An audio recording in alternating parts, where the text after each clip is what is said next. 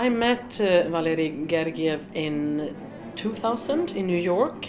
I was making my debut as a Senta in The Flying Dutchman, and he was conducting. And it was a wonderful experience for me to work with him for the first time.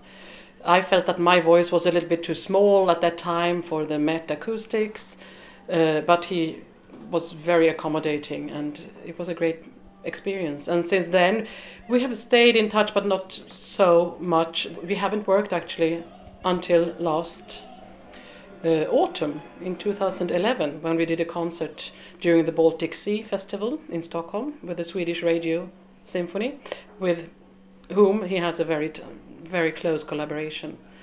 And then I understood that he started this project with a recording of the Valkyrie, and actually that was before, it was over a year ago, I think, that I got to know this.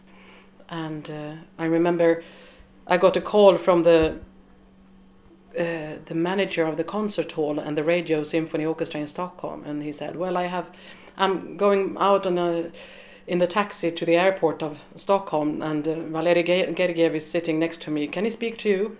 And that was the first time we started to talk about the Valkyrie. And maybe he didn't even mention the project then, but he had something in mind.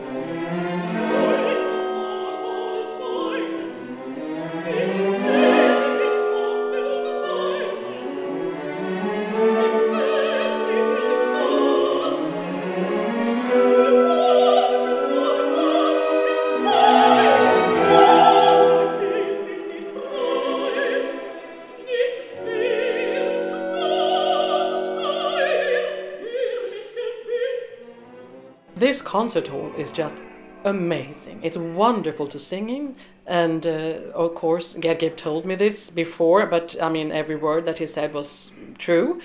It's a wonderful orchestra to work with.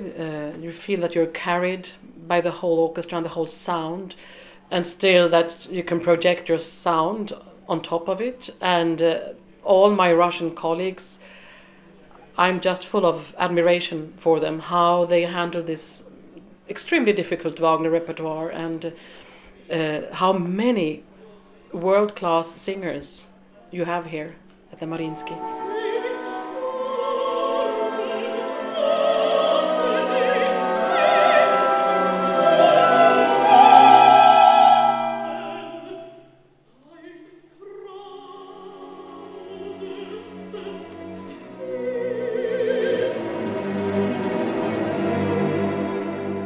I went to a school where every class formed a choir. So it was a normal school, but with extra music and choir singing, and I always had a sore throat. And I started to take voice lessons, but never, ever did I think of becoming an opera singer. It wasn't until I went to high school in the United States when I thought that I at least could sing solo sometimes.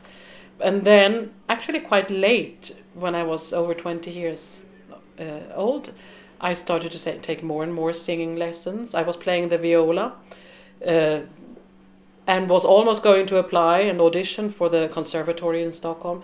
But then I realized that no, this is probably not my thing to become an orchestra player. I love chamber music, and I helped out playing the viola in string quartets. And then I started to study business and economics at the university, and study more and more solo singing and acting in small venues, in opera studios, and finally I got into the Opera School of Stockholm, and then I was a member of the ensemble in Cologne in Germany for 4 years, and I raised a family.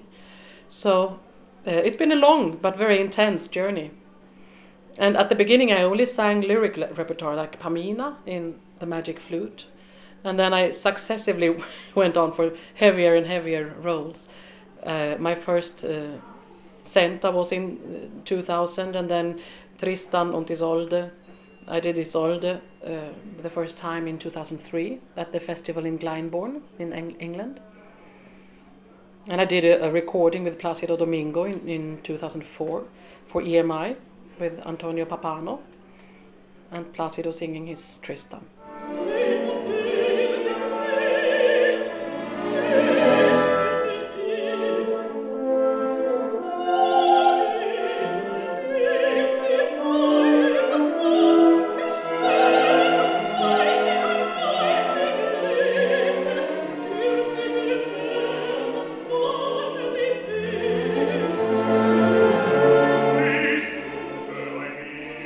I realized quite early in my career that I'm the only one responsible for my voice, and I am not a singing machine.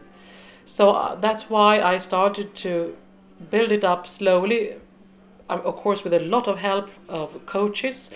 My best vocal coaches were they were not singers. They were pianists with good ears that had studied voice, of course, because you have to know the voice technique. But a singer's voice technique is somehow very personal, I think. So it's hard for me to tell how another singer should sing or sound. I can tell what I hear. And then to hurry slowly.